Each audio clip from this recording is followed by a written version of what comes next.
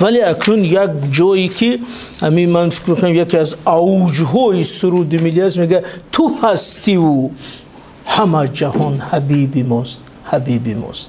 همین آخرین بندی متنتنه که شهر میتین بینید، میگه تو هستی که ای جهان ما را اعتراف میکنه، تو هستی که با ما گپ میزنن، ما را آدم حساب میکنن، با ما شرطنامه میبندن، شرطنامه دوستی میکنن، شرطنامه شریکی میکنن، شرطنامه شریکی استراتژی میکنن. تو هستی یعنی دولت داشتن، استقلال داشتن سبب شد که ما در جامعه جهانی همچون یک خلق مستقل مطرح شویم. اگر همی دولت نمی بود ما در او حاشیه سیاست جهانی سرگردان و آواره و گمنام میشدیم. چون که طبق حساباتی که من از این منبع ها انجام دادم، همگی 2% خلقای جهان دولت دارند. تمام. یکی گمان نکنی که هر یک خلق جهان یک دولت داره، خیلی ما هم داریم، هر ملت یک دولت داره، خیلی ما هم داریم. خیلی نیست. فقط 2% چخیل حدود 7,500 خلق و ملت در جهان نوشتند. سازمان ملل یونسکو نوشته که 7,500 خلق و ملت است. در سازمان ملل متحد 194 دولت رسمی است و یک 50 دولت نیمه رسمی مثل کوسوو و ابخازی و چیزای فلسطین و اینا. در نتیجه 250 دولت از 7,500 اگر ما 250 دولت براریم، همگی همین 2% خلق و ملت ها دولت دارند. مثلا در یک روسیه 300 خلق و ملت است، 300، ولی دولت روس است. در هندوستان 700 خلق و ملت است. بنابراین تو هستی و همه جهان حبیبی ما. تو هستی که با 170 دولت رابطه دیپلماتی داری.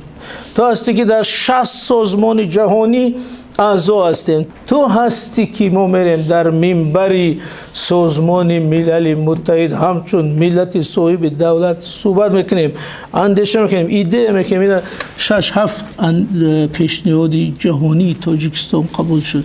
شما تصور کنید همین سال گذشته یک سیمپوزیوم شد در نیویورک، 160 کشور شرکت کرده است. از جمله 60 کشور سخنرانی کرد در سطح پرزیدنت، معاون پرزیدنت، وزیر کارهای خارجه، نماینده مخصوص چی همین خیلی پرزیدنت جمهوری تاجیکستان برنده یا رئیسی کننده 3 روز در منبر سازمان ملل متحد ایستاده است. رئیسی کننده هم خیلی 6 است، مثل رئیسی محترم حکیم نیو هم خیلی 6 است. هر کسی میبرد در منبر هم خیلی سر میکنه. خیلی رئیس کننده هم پروتکل هم خیلی میگه که His Excellency President of Republic of Tajikistan اجازتیت که من سخنرانی ما سر کنم. در همون لحظه ما یادم است که همین خیلی حالت بود که معلومه جو که چی خیلی نیویورک ده اگر روز شبه اینجا شب است، همین خیلی تقریبا 10 ساعت فرق داره.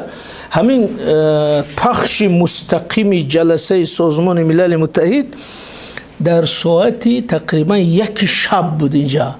اکنون از روی همین بیماری شب زنده‌داری شاعرانه یک نگاه کردم، همین مثلا وزیر اسپانیا میبرد، کدام کشور رو ویس پرزیدنت اندونزیا میگه که His Excellency President of Republic of Tajikistan.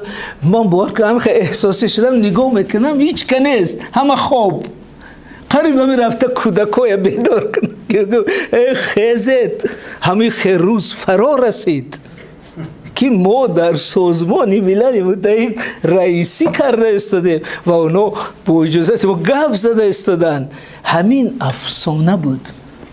اگر 100 سال پیش امیر میگفتی یک افسانه بود. بنابراین من میگم وقتی که پیشوای ملت در منبر میره و تاجیکی گپ میزنه، فکر میکنم خودی عینی رفته اما منبر، خودی نصرت الله مقصوم رفت، چون که برای همین روز کشته شدن. گفتیم اینا منبر، اینا با تاجیکی گپ زده است، اینا اینی چی پیشوای ملت رفته در سطح جهانی گپ زده است. کنی که نصرت الله مقصوم میره بینن، برای این همین لحظه مرده است. بنابراین میگم که این سعادت، این که ما را اعتراف میکنن، با ما شرط نامه میکنن، گپ میزنن، این همی چی هست؟ تو هستی که همه جهان ایروز قطعی ما گپ میزنن. اگر بسیار ملت های هستن که بنابراین توجیک همین دولت داشتنش را حفظ کرده است. دولت داشتن سبب شده است که با گپ میزنن، با معامله میکنن، سفر میکنن، میبیان.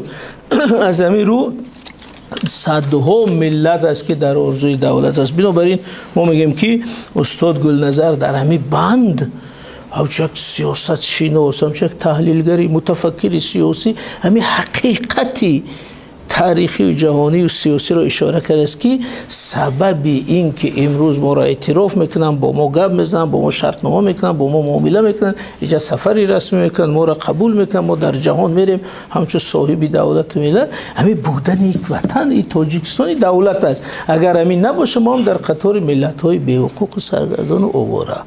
و آخرین مثال من با ازمی حج بیارم.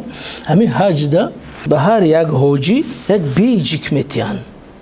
مثلا ایسا جمهوری تاجیکستان درم گیرد به گیرد حرم تا 10 کیلومتر چند حلقه پلیس میسته که کسی نبیاید و بیجیک تاجیکستان درو.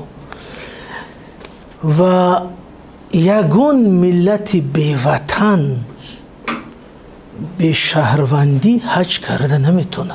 حتی به خانه خدا راه نداری بیوطن. یعنی حقیقتش یعنی امو بیجیکت مسنجه خی تاجیکستان او دارو. بسیار ملت ها آرزو دارن نمیتونن رفته. حتی مسلمان بودن کافی نیست. من قانونای امروزی سعودی کردی که من مسلمان و ما حج میکنم، میگه برای شهروندی کجایی؟ پاسپورتت کنی، ویزات کنی، رسمیتت کنی. یعنی نمیشه که من مسلمانو میرم خونه خدا. اساسا گیری از روی شریعت حج حکمی اذن عام داره. اذن عام میگن یعنی که برای همه رفتنش آزاد است. من کردن ممکن نیست از روی اسلام. ولی او دولت میگه که خیلی اسلام گفته است که قانون دولت ما همین است که تو همچون شهروند دولت معین میایی اینجا. نه که من مسلمانم من حج میرم، نه خیلی گپ نیست. بنابراین حتی به خانه خدا به تاجیکستان ما راه نداریم. از همین رو بار دیگر میایم روی امو عباره مقدسی که گفتیم زنده باش ای وطن، تاجیکستانی آزادی من.